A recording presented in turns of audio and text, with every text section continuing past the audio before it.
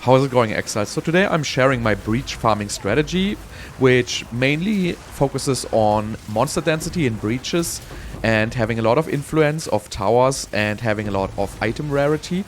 With this build I can make up to like 4 divines per hour. Usually it depends on the raw divine drop. If I don't get any raw divine drops and if I have very bad maps, the example you will see in this guide is one of the worst outcomes I ever had, and I still made more than 2 divines per hour.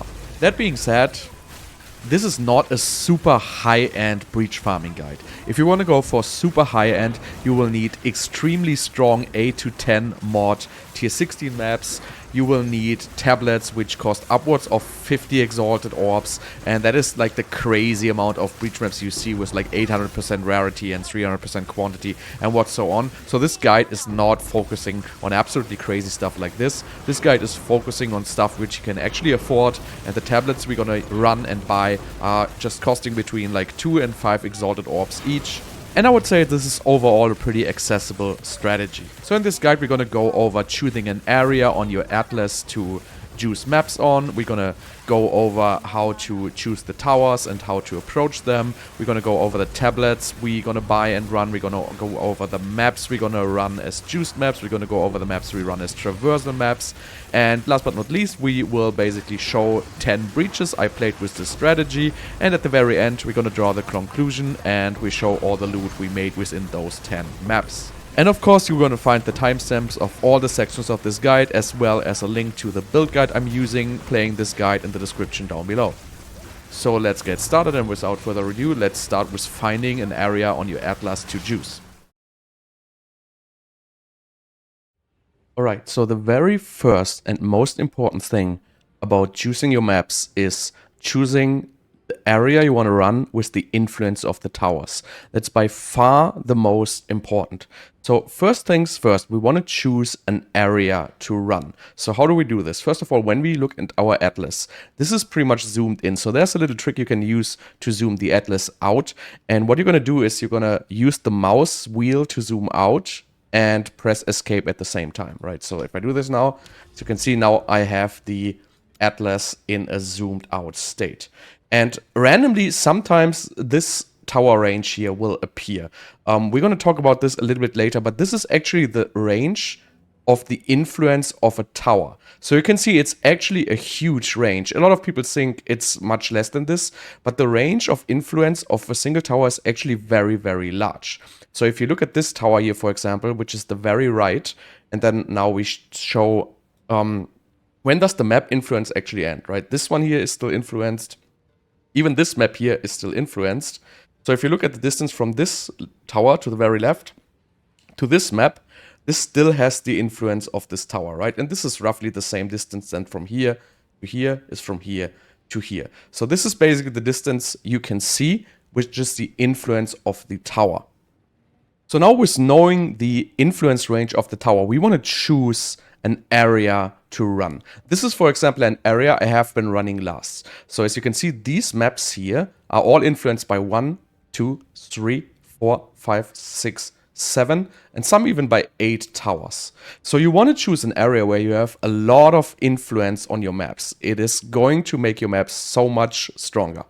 And so first of all, if you want to choose an area, you can basically go out in the, in the clouds here, and you can look at the tower schemes, how they actually look, right? So you have here like 1, 2, 3, 4, 5. This is like, 5 towers influence zone. If you look at this zone here, there's like 3, 4, 5 towers influence. And the 5 is not a whole lot, right? This one here would be 1, 2, 3, 4, 5, 6, 7 in the very middle, but these are a little bit far off. So this is also not so good. This zone also like a 5 tower influence. This zone is 1, 2, 3, 4, 5, 6-ish towers influence. So I have one good zone here right now in my atlas, and that is this zone here. You can see it's like 1, 2, 3, 4, 5, 6, 7. And we're gonna get a little bit more influence of even these 3 towers here. So this is like, let's just make it a 7 towers influence. And now I'm gonna, take out my Photoshop and gonna show you how this influencing actually works.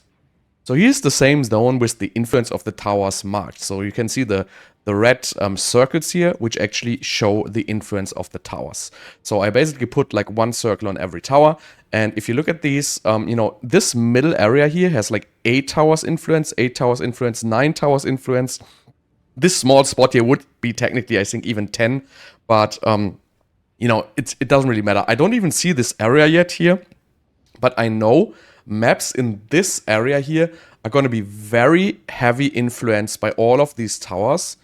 And the maps in this area with like 4, 5, 6 are still very good maps to run. So our strategy is going to be basically, we're going to start probably at like this tower here at the top or this at the bottom. And then we're going to go from tower to tower the shortest way possible.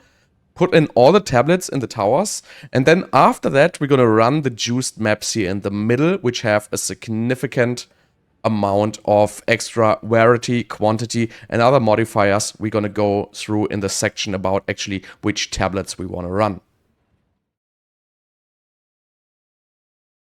So let's talk about the Atlas tree. So I have a little bit different setup, but it's mostly similar to the stuff you will see from most people. So first of all, we want to have rare and unique monsters to have 1 to 2 additional modifiers. Basically, the more mods a rare has, the more items it drops. So we're heavily focusing on getting more mods on our rare monsters. Then we basically choose all these increased of explicit modifiers on your Waystones for each explicit modifier. So for example, if you run an 8 mod maps, basically every modifier is increased by 16%. So everything on the map is basically going to increase by 16%. For 6 mod maps, everything's going to be increased by 12%. Then we have just quantity and rarity all over the place and more rare monsters. Then this keystone basically gives us randomly 25% more on prefixes or suffixes. So this has a chance basically to juice our map by 25%. And then last but not least, we have all this influence here. So first of all, this basically gives us 3% effect of explicit modifiers on your Waystones for each tower affecting the map. So as we already said, we can have maps to be affected by up to 9 towers. This would basically give us up to like a 27% increased value of all modifiers of our map. So like on average, let's say we have 5 towers influence in our map. This is going to give us 15% more of all the explicit modifiers on the map. And then last but not least, I have the effect of the tablets here, right? So we have a total of 40% effect of tablets. So let's say our map is juiced by 5 tablets and we have 40% increase. That would basically mean the same than it would be, you know, influenced by 7 tablets, basically. And then last but not least, this one has 20% chance for effects of tablets to double on your map, right? So let's say we have 5 tablets affecting our map with, you know, a bunch of stuff. Let's say it has 40% rarity and quant. We have a 20% chance that that is actually going to be doubled, right? So basically we focus on influencing our map with as many tablets as possible. So let's talk about the league mechanics Atlas passive. So in Breach, you want to have at least 4 points, better 6 points. 8 points is optional, but, you know, it's still better, but it doesn't really require. So getting 4 points, doing like the Breach 2 times is very simple. You want to have this because you get more Breach Splinters. Breach Splinters just is raw income on every Breach map.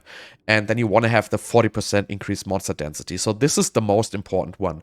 Then, unless you are like having an extremely strong cookie cutter build, I really recommend to get breaches to close and open 30% slower. This makes playing breaches so much more relaxed. You don't have to stress yourself. You can go through them much, much slower. And if you have the 8 points, you can get this one. You know, this just gives you chance for more breaches, but this is not required at all. But I would definitely go with at least 4. If you don't have 4 points in this yet, I would not start this strategy. Then for the boss points, you pretty much just want to hit this area with map bosses are irradiated. So it gives +1 monster level, and +1 monster level just gives you more quality of currency, basically. The higher the monster level, the better currency is gonna drop. And then last but not least, this is also purely optional because Simulacrum is definitely difficult, right? So this is not easy to get this. So if you can get 1 point, you can get 20% chance on your maps to have random instilled emotions. This is really nice, so you get better maps when passing through to drop more splinters. But if you can get this one here with 4 points, you get double Simulacrum Splinters. And Simulacrum Splinters is a very nice passive income. So on every map, you make like, 10 to 20 of these splinters. So this basically doubles it. And it just gives you a passive income of like, 30, 40, or even 50 Exalted Orbs on every map. So I highly recommend if you can get this, to get this. But you can absolutely play this strategy without these points in Simulacrum. So now as we know where we want to run and how do we use the influence of the towers, let's look what tablets we actually want to use. So I basically, first of all, only run breach tablets, and I only run the regular tablets which irradiate the map, so they have +1 monster level. So let's start with the breach tablets. So you really only want to have 7 or 8 or 9 plus breach tablets. You don't want to go for like the 5 ones. You're not going to hit as much maps as you need. And I basically run 2 different types here, or actually 3 different types. So first of all, I want to run the ones which have a certain chance for a map to contain additional breach. So in this case, it's 9. I would go for 8, 9, or 10. I wouldn't go any lower. And I run them with rarity. Basically, I run all my tablets with either collectors for rarity, or the other one is plundering for quantity. I would not get plundering on the breach maps. These are going to be very expensive. They cost like 10 plus exalts, which, well, it's not very expensive, but it is expensive. So I would go for item rarity on my breach tablets. So this is the first one, right? Chance to contain an additional breach, that's a no-brainer. Then we want to go increased monster density in our breach, and then we have basically 2 ones. We have off the flash, which makes breach maps open and close 5% faster. So I would not use more than one of these. And I also would not use a 10% one, a 5% one is good. But I would not use more than one of these. And then we use the regular ones, which basically just give you increased monster density without anyone, which is the invasion. And then the second mod always want to be rarity, right? So these tablets is basically my breach tablets. If you want to buy these, I have the trade links for these in the description of the video. And then I would probably run like 6 of these, or maybe 7 of these. And then the other ones I'm going to run are going to be the regular tablets. So these are going to irradiate the map, so they get +1 monster level. That actually makes a significant difference in the quality of currency you drop. So these are relatively cheap. They only cost like 1 to 3, maybe 4 exalts. These also like cost like 5 to 6 to 7 to 8 exalts or something like that. Keep in mind, these prices will probably go up once this video gets posted. So for the these tablets, I would go for the ones with 10. Maybe 8, maybe 9, but I wouldn't go for like 5, 6, or 7. And I basically would run 3 of this for the following reason. First of all, we get quantity on this, and second mod is always going to be the Nemesis mod. Rare monsters have a 30% chance to have an additional modifier. So once we run 3 of this, basically we're going to have a 100% chance that rare mobs have an additional modifier. And that's going to make them drop more items. So basically all our loot just comes from rare mobs. The regular mobs do not really matter at all. And this just gives them an additional modifier. So the rares are going to be a little bit more difficult, but they're going to drop significantly more loot. And as you can see, these all have quantity and, 20, 30, whatever percent. And this is going to get boosted by our Atlas passive. So we're going to be at 100% as soon as we run basically 3 of these tablets. So I would run 2 to 3 of these tablets, depending on the roads, most likely 3. And for the rest of the tablets, I would run a chance for additional breach and monster density in breaches. Of course, you can also run other tablets. So if you don't want to spend exalts on your tablets, make sure to just get increased rarity and increased quantity. And these ones I would still recommend to buy, because you can get these for relatively cheap. But these ones, you don't have to get these with the extra density or the extra chance to contain breaches.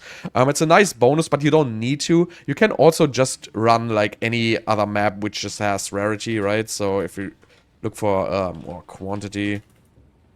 So you can basically use any like breach map, like this one, for example, 20% increased quantity of items found.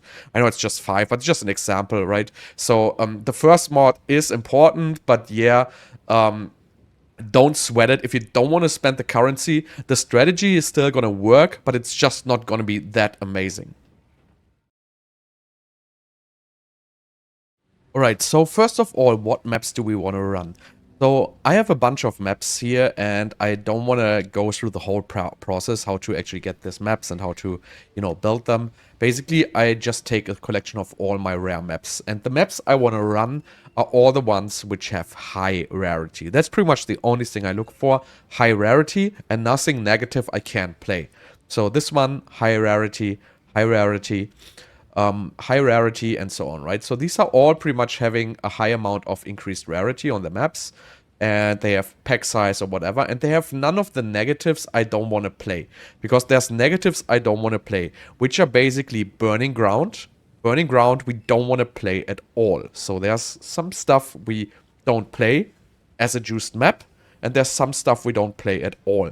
Pretty much we don't play at all is just Burning Ground at this stage. Everything else I can play. And everything which has, for example, 50% monster resistances, 75% more monster life. These I play as a pass-through map. So I play these on unjuiced maps to just get, where I want to be on the Atlas. Right, so I still run them, but I don't run them as juiced maps, because these are going to be way too hard in a breach with 50% resistance and 77% more monster life. We cannot play this in a breach. It's going to be horrible, right? And so all the maps basically I have here, which do not have rarity, but are kind of alright, or the maps which have, less recovery rate of life and energy shield, or, monster elemental resistances, extra monster life, and these I'm just going to run as a pass-through map. And we're going to get to that right after this.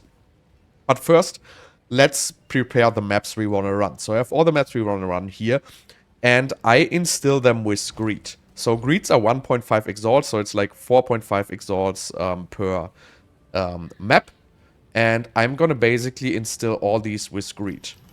Right, so we just get more rarity, and we get delirious, because, if we're delirious, we can drop the delirium splinters and the simulacrum splinters. They're actually worth quite a bit of money. That's kind of a side profit you're making by running these maps. So we're gonna put greed on all of these, and after that we're gonna corrupt them. So first of all, the corruption step, you don't have to do this. Right? Corruption makes your maps unpredictable. You might lose maps you cannot play anymore at all. And they can also go down to like tier 14 maps. And so it's optional, right? You don't have to do this. I don't think it's a huge difference to corrupting all your maps or not. But I'm still doing it because sometimes you get really, really nice corrupted maps. So as I now put greed on all of my maps, now I'm just going to corrupt them all. So let's first of all see, we have tier 14 maps. So as you can see, I basically destroyed, so this corruption was very bad, right? I destroyed 3 of my maps, and 1 went to tier 16. So usually I have better results, but so the tier 14 maps we're not going to run. I mean, we can run them on towers, for example, but I'm just going to, put them to my stash for now. And let's see what tier 15 maps we actually have left. Right, so this one here got bricked. It lost all the positives. Now it just has negatives. So let's put it away. This one here is still good. This one here has become an 8 mod map, right? So this is very good. This now has like 136 rarity. So this is a very, very good map. This one here is still good as far as I can see. Yeah, this is very good. This has become a 6 prefix map, right? So very, very juicy map. This one here is still pretty much unchanged, I guess. It looks good. This one here has 3 prefixes. Still looks good. This one here has also become an 8 mod map. So this has now nothing bad on the suffix side. So this is also a very good map to run. We have this one here, which become all suffix. So this is bricked. And we have this one here. This is also like an 8 mod map now. Additional projectiles. So this is still a good map, right? So this has a lot of rarity, a lot of prefixes. We have the tier 16 map here, which is still completely intact. Just has prefixes. And these tools I had before, actually. So this is basically the pool of juiced maps now I want to run. This is some very good maps. So after this, let's go through the maps we're actually going to use to pass through. The next thing I do is we're going to prepare the maps we just used to pass. So this is all the ones I basically sorted out because they don't have good prefixes or they, you know, have 50% more monster res or whatever. So because I don't want to spend 4.5 exalts on every map here, I basically just use Ire. So Ire is the cheapest one we can do, and only thing we want is we put it on the map so we can get simulacrum splinters because we're always going to make a profit, right? So I'm just going to put these on the maps for cheap. As you can see, this just gives increased magic monsters, which is pretty bad, but we really care just about the 21% delirious, right? So we're just going to do this on all the maps. Alright, so now we're done putting the Ire on all these maps, we're still gonna corrupt them. Because Varlops are relatively cheap, so corrupting these maps, we might get some decent new outcomes out of this. So I feel like, you know, doing this step is just highly beneficial. Because, you know, the cost of Varlops is just very low. And as you can see, again, we have like tier 14 maps, which we can directly remove. So now basically what I'm gonna do is I'm just gonna go back to my Waystones. So here I have the good ones I want to run. Here I have some, I don't even know what these are. And now let's look through this ones here if something changes, right? So this one is still bad. This one hasn't changed at all. This one here has still nothing we want to do. So we basically look for something which changed to, like, look at this one, for example, change to a 6 prefix map, right? 80% rarity, a bunch of prefixes, great map, right? So we just basically corrupt this garbage map into one which is very good to run. This one here basically just has one prefix now. I don't even know what it was, so let's just toss it away. Here we have another one which doesn't look very good. Here we have all suffix map. Just throw it away. This one was bad before. This one here does still look bad. This one here is an 8-mod map, but it's bad. This one here is... what is this? This is also still bad. This one here, again, is a 6 prefix map now. It has quantity, rarity, pack size, number of monster packs, magic packs. So this is actually decent. This is not the best map, but it's decent. This one has just suffixes. This one here has gold, a bunch of suffixes, so nothing really changed here. Here we have, again, nothing really changed. Then this one basically just has some random prefixes, so it's also passed through. And this one here has rarity now, so this one has 50 elemental resist. Okay, so look at the tier 16 ones here.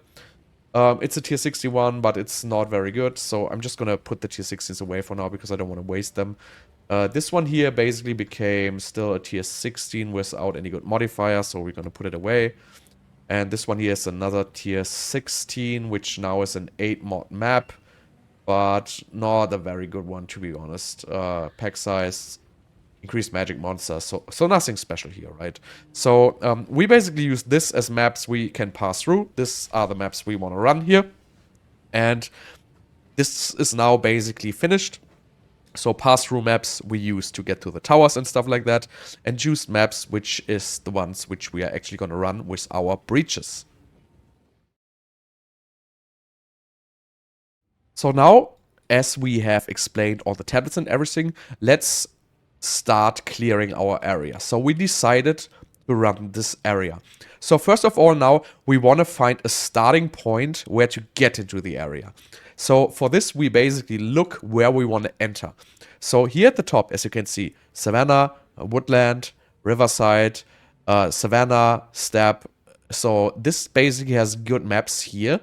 Also here's Riverside, Blooming Field, Hive. These are all pretty good maps, right? So I don't want to enter through these maps because I want to play these maps. So let's look at the bottom here. So here we have Caverns, Augury, Maya. So this is pretty bad maps. Here we have also some bad maps at the bottom. This one is good, but so basically we decide to enter from here. So we're gonna enter here, and then we're gonna move our way through these towers to here. So this one is a very good layout because there's very little distance between the towers, so we can just jump from tower to tower. If the distance is larger, you basically want to make your way through the maps which are least profitable for playing breaches. For example, Augury is one of the worst map for breaches. Maya is an absolutely horrible map for breaches. Crypt map is pretty bad for breaches. There's a lot of maps which are bad for breaches, but generally most maps are decent to play breaches on. So we're gonna enter from here and we're gonna play these maps with our pass through maps now, and we're gonna start this and we're gonna be back when we finish like half of it in the video. So we basically just cleared the first map, and now we have access to our first tower.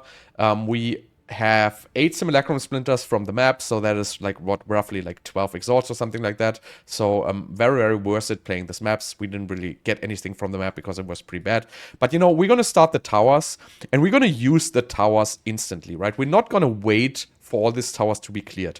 We're going to put the tablets in the towers right away because we want to influence the maps we are passing through, because this all going to add up to our, currency we're going to make on the way to actually juice. So we're going to do this tower, we're going to put in the tablets, then we're going to do this maps, do this tower, put in this tablet, and so on. So we're definitely going to do this. So let's go on.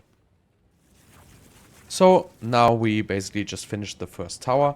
As you can see, I always run the tablets with the instills on the tower. So we got another 6 simulacrum sprinters. So you're always gonna make a little bit of cash by running the instilled map. So even though we just used the cheapest one, which costs 3 exalts, we basically got 6 simulacrum sprinters, so it's like a 4 exalt profit, right? So I would recommend to always instill your maps, and even on the towers I run the instilled maps. Towers are usually used to get rid of burning grout and stuff like that, right? So now we cleared the first tower, and we want to start with the irradiation because these are the ones which catch the most maps. So as we said, we're gonna start influencing immediately, right? So let's put in our tablet, and as you can see, we can now already see the area here in the middle, which is going to be our super juice map. And unfortunately, some of these are bad, but some of these are good. So we're going to go from this tower now, then we're going to go to this tower, and to this tower. So let's go on. Right, so I just finished this bottom tower. So as you can see, we're now 1, 2, 3, 4, 5, 6, 7 maps in. I think I spent like half an hour at this point, maybe like 35 minutes.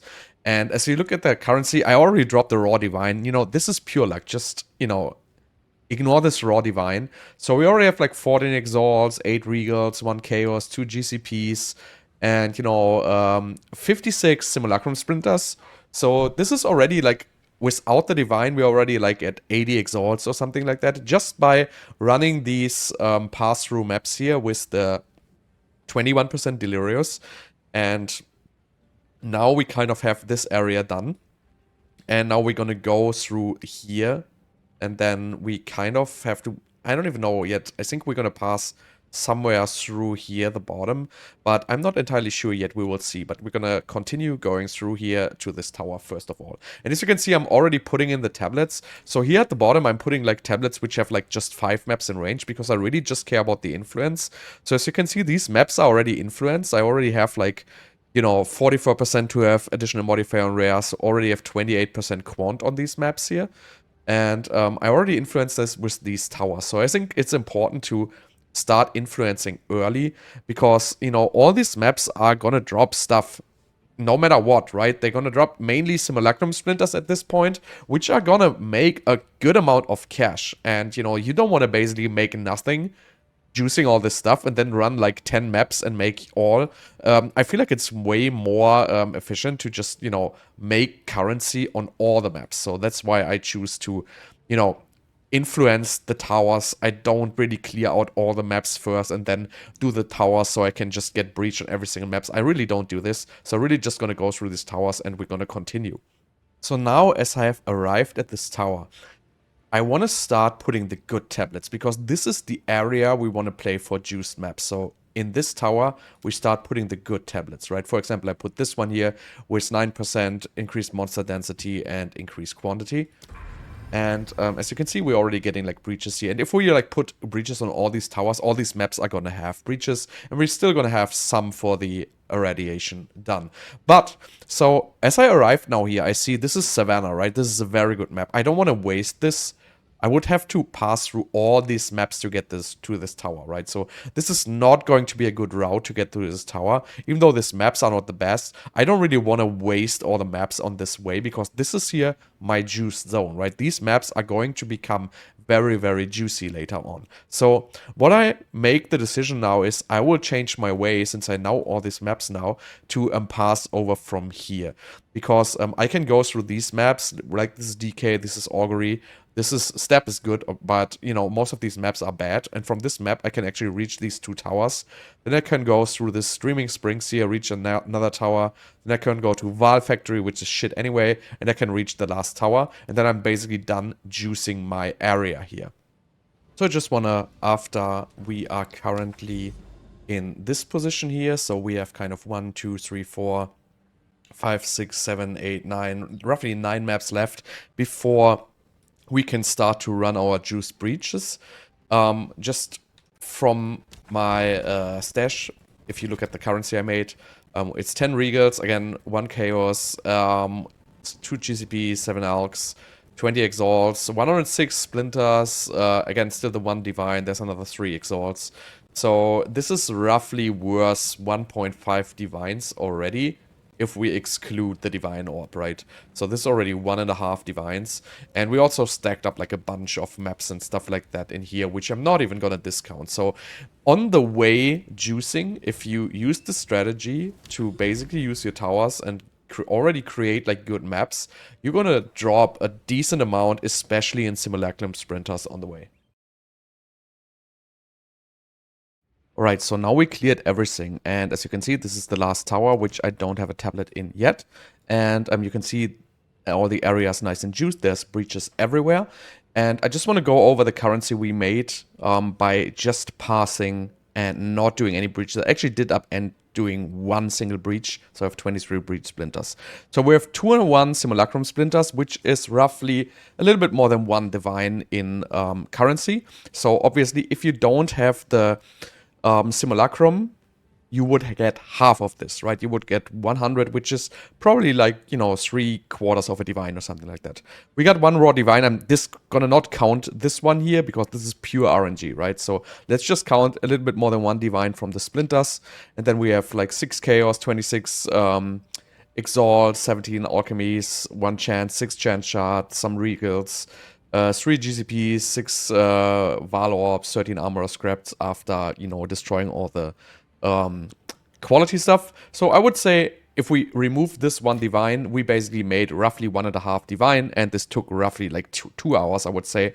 So it's definitely not nothing. I ended up trashing all the rares already. So definitely worth doing by just, you know, getting the high amount of Simulacrum Splinters. But now let's start actually juicing the map. So this is the last tower.